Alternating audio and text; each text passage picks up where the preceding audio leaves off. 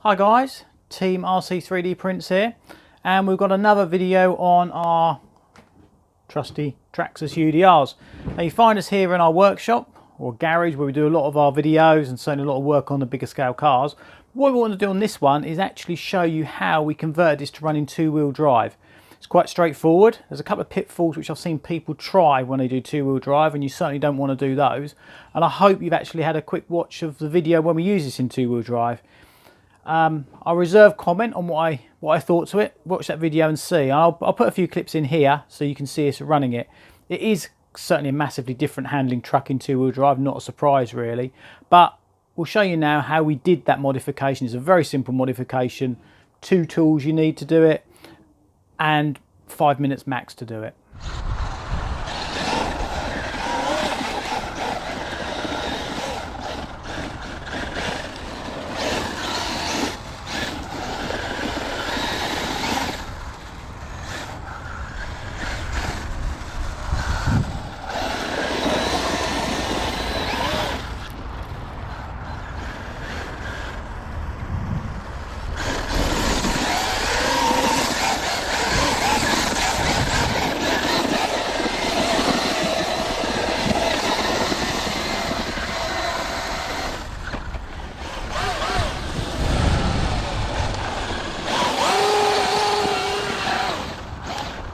So here we are with our UDR.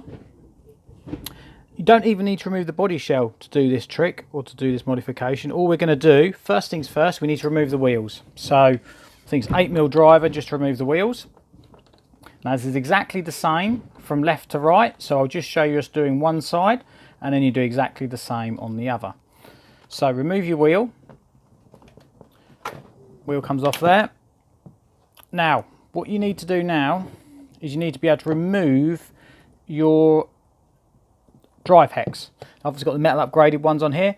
Now this one, sometimes they'll just pull off. That one's just pulled off. If you can't get this to pull off and it's really tight, what I would do, and this is why I've just put the nut back on here, is make sure you put the nut back on and gently tap this with a hammer or some implement just to give it a small amount of force, and it will just move the axle back enough for this to pop off. Make sure you do put the nut on, because if you just tap on the end of your thread here, you'll damage the thread and you won't be able to get the nuts back on. But ours came off easy enough. So we've used our 8mm driver, sorry, 8mm spanner. Hex comes off, and then what we then need to do, I will just take that off so we don't lose it. If that's bent, you will see sometimes you'll get these will be bent. Replace them. Definitely replace them if they're bent, but this one's fine. So what we then need to do is we then need to remove either the top or bottom retaining bolt so we can get to this.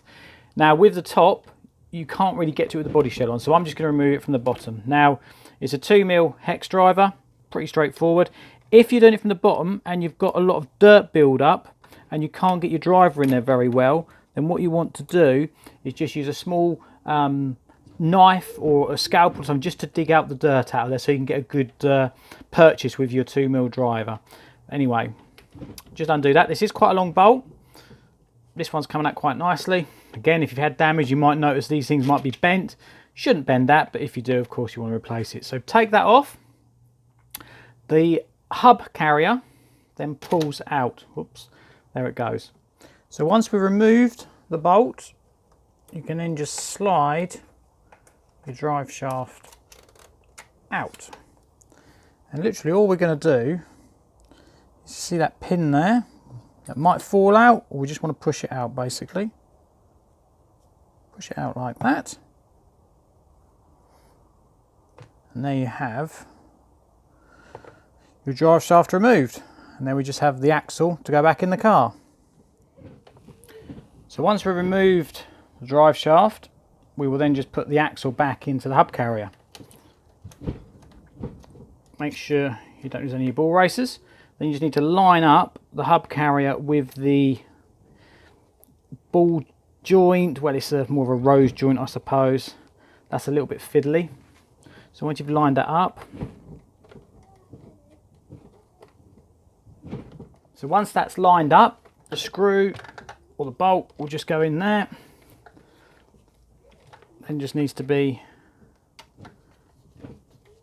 nipped up.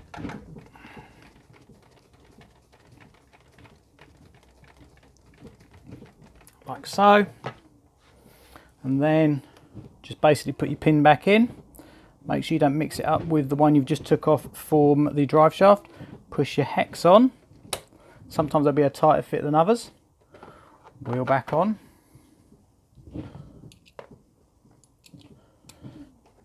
And some people I've seen them just removing the pin from the drive hub. That's not a good idea. You will mess up things if you do that, because things will overheat, and basically you're running plastic on metal. You haven't got a ball bearing running for the wheel, so that's no good. And now's a good time to just check. You can feel if your wheel bearings are any good or not. I mean, that's running really well. Wheel's not particularly true, or the tyre on the wheel's not particularly true, but that's certainly good enough. So that's how we did that for that wheel. Exactly the same on the other wheel. Yeah, it's exactly the same. It's just handed differently, so it's exactly the same. And then do that, give your car a run and see what you think. And then refitting it is exactly the same. There is a little trick I'll just show you, but we will show you and put them back on there, but it is basically the reverse of taking them out.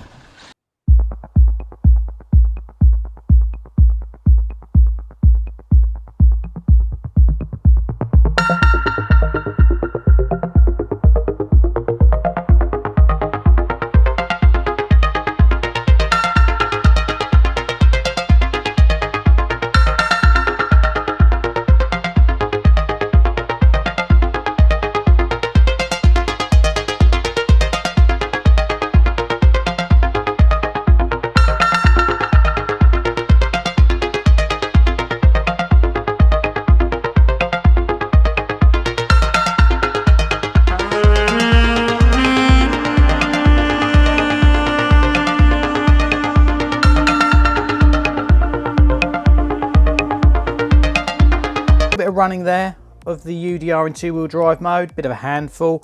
Off camera we actually did run it on the tarmac and it actually worked quite well, probably better than off-road in two-wheel drive mode.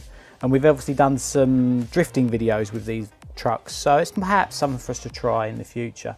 But what I'll do now, I'll just show you how we rebuild these. It's a little bit of a tip. In fact, it's almost like a drive shaft rebuild video now. There's a couple of things to do just to improve the life of these drive shafts. But before I do that, if you have liked this video, if you wouldn't mind subscribing, sharing the video, it does just help us to grow the channel and it just gives us more enthusiasm to do more videos. And again, leave a comment on anything you want us to do or anything that you like about the videos or anything you don't like, because without that feedback we don't know. But on to putting the drive shaft back in.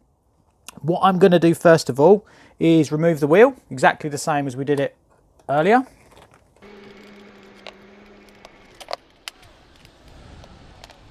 So here we have the drive shaft. Now you've got three pins in these effectively. You've got the one that goes through here, which is a smaller roll pin. You've got the longer one that goes through there, and they're very easy to replace. You can also replace the ones that go through here. They just have to push out. Now you can get proper tools to do that, or if you've got a vise, you can actually push them out. And that's relatively easy to do. And what you should do, if these pins have got any flats on them, these haven't, but if they've got any flats on, you want to replace them, because they will then start to wear a groove. You'll see a groove in the diff cup, and once you've done that, the diff cup's had it, and you're going to get poor performance. Similarly, if there's any wear on these pins, you want to replace these. And if this hole where the pin goes through here, if there's any slack in that, I'll just put the pin in there. You can see that's a good fit, but if there's any slack on that, then that's obviously needs replacing. You need to replace the axle. Now, these roll pins are very cheap. You can buy obviously the proper Traxxas ones or Lossy or whatever your car you've got. But what I do, they're just a basic roll pin. If you measure the diameter and length, you can get some very cheap ones off eBay and the likes, and they're exactly the same as the likes of Traxxas are bagging them up. Now, good local hobby stores or model shops will actually have the generic ones in stock. I know certainly a couple of local ones do here, and I've just got a selection of roll pins, so I've always got the right one to be able to rebuild these items. But one little tip I will show you, obviously we've got to put this drive shaft back together, but you want to, if you can, just put a small amount of lubrication there. You've got three moving points on here. You've got the pin that moves in the axle there. You've then got the pin that moves through there. But what you've also got is this is this axle here. When I'm rebuilding these drive shafts, I like to put a small amount of black grease on this, black moly grease on this part here. Here we go, I've got the black grease here, very small amount, very, very small amount on there. Just work it into that drive shaft, and that will help the wear on that. I'm going to remove any excess. If you run these trucks in the wet, this part will wear much, much quicker. It will, the dirt combines into like almost like a grinding paste, and these parts do wear quite a lot, or a lot quicker. But this is a very easy trick just to, or very easy maintenance part, just to get the little bit more wear out of these parts. And all we're going to do to rebuild this drive shaft, put the pin through there, and this is encapsulated by the ball race so it doesn't come out. On certain other models, you actually have a little grub screw. There's a little grub screw in there which retains this pin, but on this model that doesn't happen. So that is the drive shaft rebuild. All we've got to do now is remove this bottom bolt, pass the axle through, and then rebuild it. The only slightly tricky bit is here, you've just got to make sure that you get the drive shaft fitted into the cup, and then there's not a massive amount of play to then be able to get your axles through there, but you just need to play about with it to get it through. Once it's in, just replace the bolts. Now, if anyone noticed, this is what I was going to say, while I was doing it, the pin actually fell out. So while I was putting it through there, before it's gone back all the way through, it actually fell out. Now, there is a little trick. You don't actually, I did say earlier, you don't actually need to even remove the, you don't even need to remove the axle. So you can line it up there, and that will, hopefully, just slot in. I can feel it. It's started to go home. So that's in. It's now a simple case of just putting your pin back on here.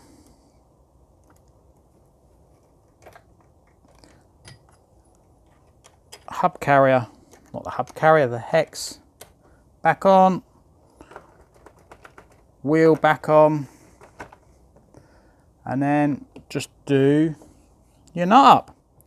So there it is. That is the car two-wheel drive modification. It's very simple. You can do it in the field. It is very, very simple to do, and it's a bit of fun. It's different, interesting to see how this car handles in two-wheel drive. It's a bit of a handful. Certainly less stress on the car with it only being two-wheel drive, but it's a bit of fun. So give it a go and see how you get on. Thanks for watching, and tune in soon.